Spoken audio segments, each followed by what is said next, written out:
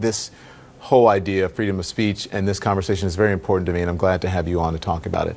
So what started out as a neo-Nazi murder in Charlottesville and the president's failure to denounce Nazi and white supremacists exploded into a discussion in this country about the removal of Confederate statues. Have we gotten away from the point of what happened in Charlottesville, what it was really about?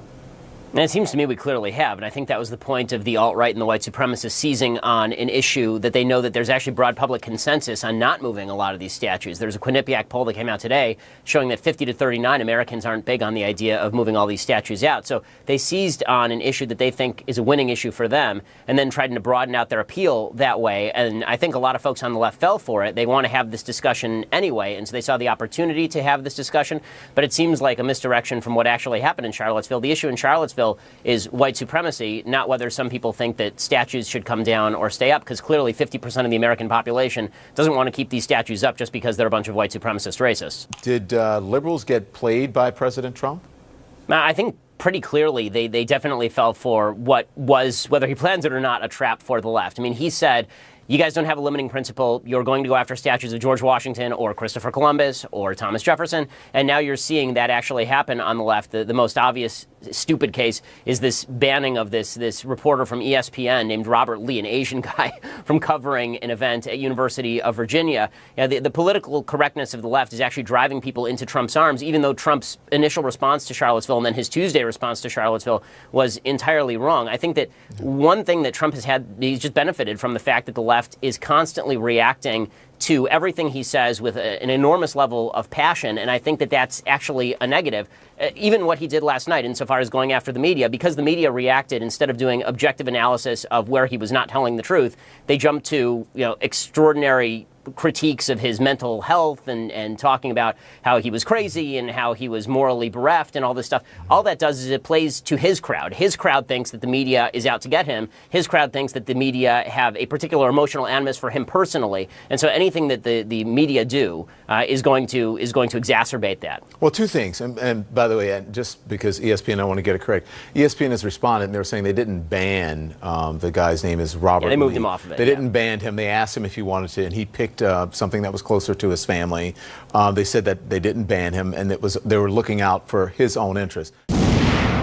They're trying to take away our culture. They're trying to take away our history. And our weak leaders, they do it overnight. The media is simply responding to people who are there protesting and to the story of the statues being taken down. The media hasn't called for the statues to be taken down. So I don't understand when he says the media is trying to take away your culture. What is... Well, I mean, I do think that one of the conservative critiques of the media, and this has been true for as long as I've been alive and probably before that, is that the media have an agenda, a political agenda, and they hide behind this patina of objectivity in order to press forward this political agenda.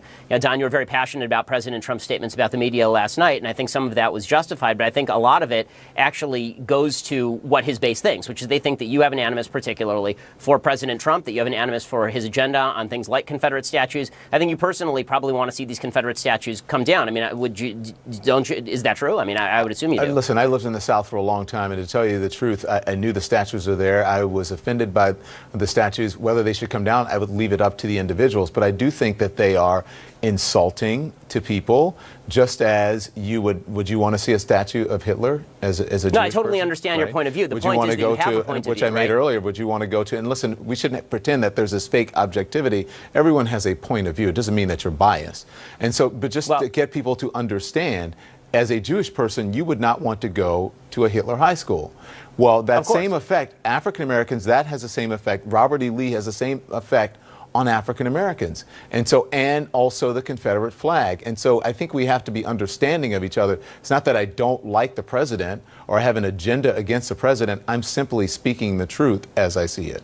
Okay, so and I totally understand that, but what he's saying and what his people are hearing is he's saying essentially that you do have an agenda in terms of what you think, promulgating what you think about Confederate statues. You have a clear point of view on that. That's a perfectly acceptable and I think understandable point of view, but the implication is that you are an objective reporter who's actually propagating a point of view, whatever that point of view may be. I mean, you just said openly that you don't think that your point of view is biased, but your point of view clearly is biased. But I mean, what I said about the president last night coming out of his speech had nothing to do with statues. I was talking about his behavior on stage. So that had nothing to do with that. Yeah. Again, totally understood. But the way that it read is that you have a personal animus toward the president, and that's the way he wants to play it. So whether that's true or not, that's the way that a lot of his followers are going to take it. I only have a personal animus towards ignorance when people don't know their history, whether that's the president of the United States, a guest on this show, or someone I speak to on the street.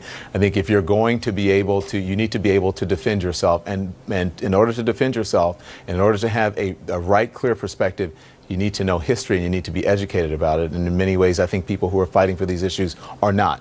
And that means the people who want to take the statues down and some of them who do not want to take the statues down.